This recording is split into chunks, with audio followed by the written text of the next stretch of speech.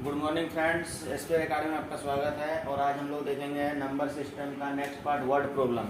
Number system में हम लोग सारा फॉर्मूला हम लोग डिस्कस कर चुके थे, जितना एग्जाम्पल था वो सारा आप लोग ले चुके थे। आज हम लोग वर्ड प्रॉब्लम की तरह आएंगे। नंबर सिस्टम से रिलेटेड जो वर्ड प्रॉब्लम होता है उसको हम लोग कैसे हैंडल करते हैं, ठीक है। तो वर्ड प्रॉब्लम में हम लोग जो है, कल हम लोग पढ़े थे एपी और जीपी। एपी जीपी का मतलब था अर्थमेटिक प्रोग्रेशन और ज्योमेट्रिक प्रोग्रेशन।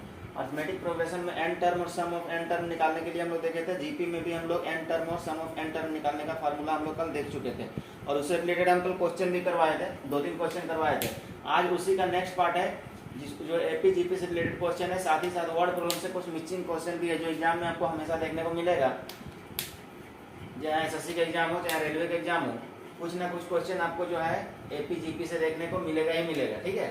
1-2 क्वेश्चन आपको एपी जीपी से आता ही आता है। तो सबसे पहले हम लोग एपी से रिलेटेड एक क्वेश्चन सॉल्व करते हैं।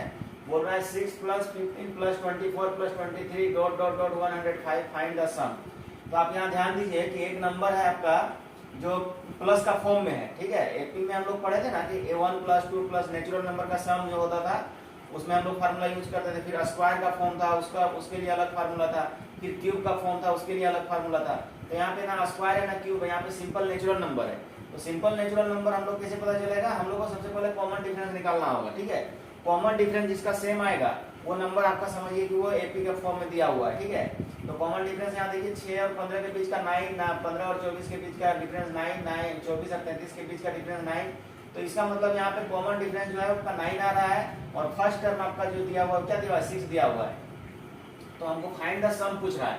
तो फाइंड द सम निकालने के लिए हमको क्या करना पड़ेगा?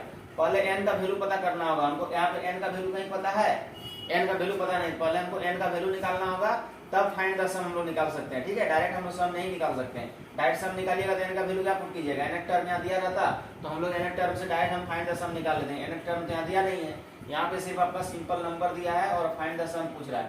तो a का वैल्यू हो गया 6, d का वैल्यू 9 और l मतलब हो गया लास्ट टर्म जिसका वैल्यू है 105। तो सबसे पहले हम लोग tn निकालेंगे, जो कल हम लोग इससे रिलेटेड क्वेश्चन किए थे, ठीक है। तो tn निकालेंगे तो क्या होगा? a + n - 1 × d फार्मूला होता है। तो tn मतलब ये लास्ट टर्म हो गया, ठीक है। tn का मतलब ये लास्ट टर्म आपका है, या तो उसको l से डिनोट करते हैं या तो tn से डिनोट करते हैं, ठीक है। तो लास्ट टर्म कितना दिया? 105। a का वैल्यू हो गया 6, n का वैल्यू नहीं पता है, n - 1 × कॉमन डिफरेंस आपका 9 हो गया। 105 6 + 9n ये मल्टीप्लाई हो जाएगा, 9n - 9 105। अब ये 9n - 9 तो ये देखिए ये दोनों आपका वेरिएबल टर्म में आपका सिर्फ 9n है, बाकी ये आपका नेचुरल नंबर है, ठीक है। सिंगल नंबर को हम लोग आपस में एक साथ कंबाइन कर देंगे तो -9 में +6 जाएगा तो -3 बचेगा। यही -3 जब इक्वल का इधर आएगा तो +3 हो जाएगा, यानी 105 + 3 = इधर 9n हो गया। तो इधर हो जाएगा आपका क्या? 105 + 3 108, और n यहाँ 9 है, तो जब n का वैल्यू निकालेंगे तो 9 डिवाइड में चला जाएगा। 9 का टेबल से काटिएगा तो n का वैल्यू आ गया 12। हमको फाइंड द सम पूछ रहा है, तो रिक्वायर्ड सम निकालने के लिए हमको क्या फार्मूला पढ़े हैं? n/2 + n/2 × a + l।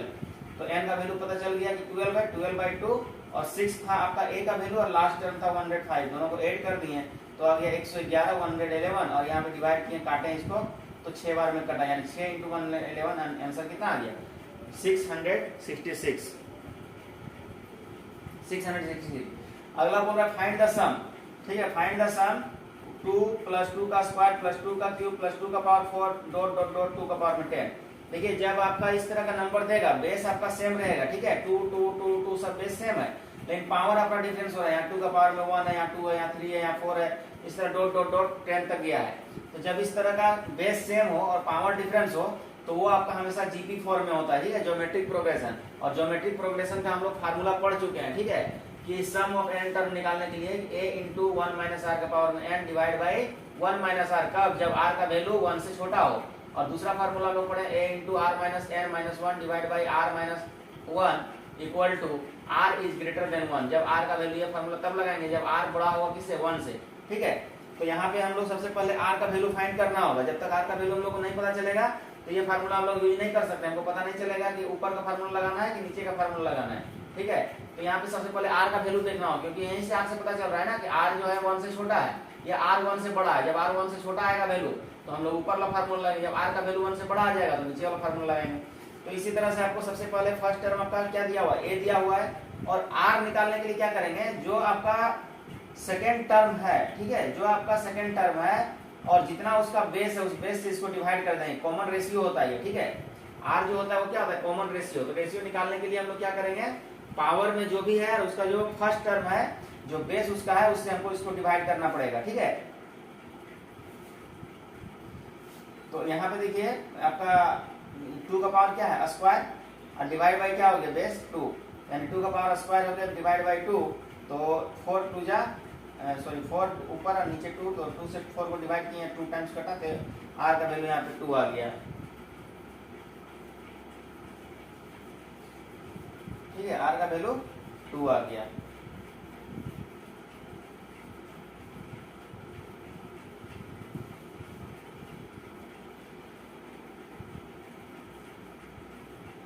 तो अब आर का वैल्यू 2 आ गया, तो यहाँ पे हमको पता चल गया आर का वैल्यू 1 से क्या है, बड़ा है, आर का वैल्यू 1 से बड़ा है। इसका मतलब फार्मूला हम यूज करें कौन सा, a इंटू आर का power n minus 1 divide by r minus 1। तो यहाँ पे वही चीज हम लिखे हैं, a into r minus 1 divide by r minus 1, ठीक है। तो आर का पावर n माइनस 1, तो 2 इंटू आर का पावर n, यानी आर का पावर n का मतलब हो गया, n आपका सबसे लास्ट टर्म है, ठीक है, 2 इंटू आर का पावर n, इसका मतलब हो गया ये वाला 2 का पावर में 10 माइनस 1 और divide by r minus 1। R का वैल्यू हम लोग क्या निकाले, 2 माइनस 1।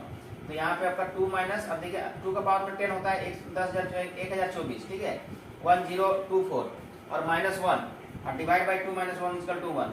तो 1024 माइनस 1 करेंगे तो 1023 आएगा, और इंटू 2 से मल्टीप्लाई करेंगे तो 2046 इसका आंसर आ जाएगा, ठीक है, इसका आंसर 2046 आ जाएगा। अब एक वर्ड प्रॉब्लम का सबसे इंपॉर्टेंट क्वेश्चन देखिए, जो कि हर एग्जाम में आपको देखने को मिलेगा, चाहे एसएससी हो, रेलवे हो, ग्रुप डी हो, कहीं भी आप देखिएगा ये क्वेश्चन आपका कहीं नहीं छूटा है, ठीक है। ये 3 डिजिट का नंबर क्वेश्चन जो है ये आपका ग्रुप डी में ज्यादा देखने को मिलता है। तो देखिए आप क्या पूछ रहा है, ये 3 डिजिट नंबर, ये सिर्फ आपको कंफ्यूज करने के लिए दिया रहता है, बाकी क्वेश्चन आपका बहुत आसान है। ये 3 digit number 4a3 is added to another 3 digit number, बोल रहा है कि 3 डिजिट नंबर को 4a3, यहाँ पे आपका 9 नहीं है, a है ये, ठीक है, 4a3 को है अनदर नंबर में हम लोग ऐड करते हैं, तो वो नंबर आपका अनदर नंबर 3 डिजिट नंबर जो है वो 984 है, ठीक है। एक 3 डिजिट का नंबर है उसका वो आपका 4a3 है, और दूसरा आपका 3 डिजिट का नंबर है वो आपका 984 है, और दोनों को ऐड करते हैं तो हमको 4 डिजिट का नंबर देता है। क्या देता है, 4 डिजिट का नंबर, उसका वो नंबर कौन सा है, 13b7, ठीक है, जो 11 से डिविजिबल है, जो पूरी तरह से 11 से डिविजिबल है, तो हमको a प्लस b का वैल्यू फाइंड करना है, ठीक है।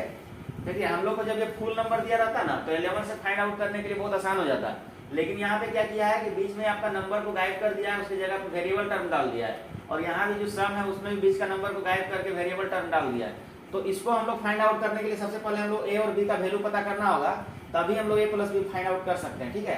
तो a प्लस b का वैल्यू a और b का वैल्यू पता करने के लिए हम लोग क्या किए, ये दोनों का सम बोल रहा है, ये दोनों को सम करते हैं ना, तो ये नंबर मेरा आता है, ये मेरा आपका ये नंबर आता है, सम करने के बाद जो मेरा सोल्यूशन आता है वो ये आता है। तो हम क्या किए, 4a3 प्लस 984, इन दोनों को सम किए, तो आंसर बता रहा है, क्वेश्चन में ही बता रहा है कि मेरा आंसर ये आता है, ठीक है। तो आंसर ये आता है, तो हमको सबसे पहले यहाँ पे जो वेरिएबल टर्म है और यहाँ पे जो वेरिएबल टर्म है, इन दोनों टर्म का वैल्यू हमको पता करना होगा, ठीक है, तभी पता चलेगा कि कितना नंबर यहाँ रखेंगे, जिसको 8 में ऐड करेंगे तो ये नंबर b की जगह कुछ नंबर आएगा। तो हम लोग क्या किए, सबसे पहले ये दोनों को, ये दोनों का सम है a प्लस 8, ये दोनों का सम ही इसका रिजल्ट आ रहा है, तो a plus 8 equal to b लिख लिए, और b को उधर ले गए तो b minus a equal to 8 हो गया। अब यहाँ पे क्वेश्चन में बोल रहा था कि 13b7 डिविजिबल बाई 11, तो 11 का डिविजिबिलिटी टेस्ट जब हम पढ़ाए थे तो बोले थे 11 का डिविजिबिलिटी टेस्ट क्या होता है कि अल्टरनेट नंबर का सम, ठीक है, और अदर अल्टरनेट नंबर का सम, ठीक है, ये दोनों का डिफरेंस, मतलब आपका एक इवन आपका अल्टरनेट नंबर जो है आपका एक इवन से स्टार्ट होगा और एक ओड से स्टार्ट होगा, ओड डिजिट से, ठीक है। तो जैसे आपका एक आपका जैसे यहाँ देखिए स्टार्टिंग नंबर क्या है 1, दूसरा आपका क्या है एक इवन प्लेस से स्टार्ट होता है, एक ओड प्लेस से स्टार्ट होता है, दोनों का अल्टरनेट नंबर का सम करके और जो डिफरेंस आता है वो नंबर आपका या तो 0 होना चाहिए या तो 11 से डिविजिबल होना चाहिए, तभी वो नंबर पूरा 11 से डिविजिबल होता है। तो यहाँ पे देखिए 7 प्लस 3 का सम कितना हो गया 10, और b प्लस 1, तो b प्लस 1 यहाँ ऐड नहीं होगा क्योंकि वेरिएबल और कांस्टेंट टर्म है, तो वेरिएबल और कांस्टेंट टर्म को आपस में ऐड करके हम लोग क्या किए 0 पुट कर लिए, ठीक है।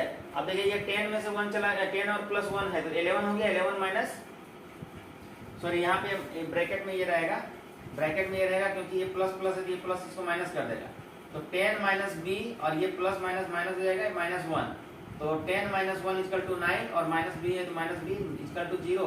तो बी का वैल्यू आपका क्या हो गया 9 आ गया। तो b minus 8 b minus a equal to 8 यहाँ से लाए b minus a equal to 8। यहाँ b का वैल्यू 9 है तो 9 माइनस ए इक्वल टू 8 यानी a का वैल्यू कितना आ गया 1। तो a का वैल्यू हमको पता चल गया और यहाँ से हम लोग b का भी वैल्यू 9 हम लोग लिख चुके थे। तो यहाँ से हम लोग a plus b find out कर लेंगे। a plus b equal to 1 plus 9। Answer क्या हो गया 10। और एक पूछ रहा है कि 3 डिजिट का स्मॉलेस्ट प्राइम नंबर, जैसे 3 डिजिट का नंबर हमको पूछता है क्या लिखते हैं 100 यही लिखते हैं ना 3 डिजिट का नंबर।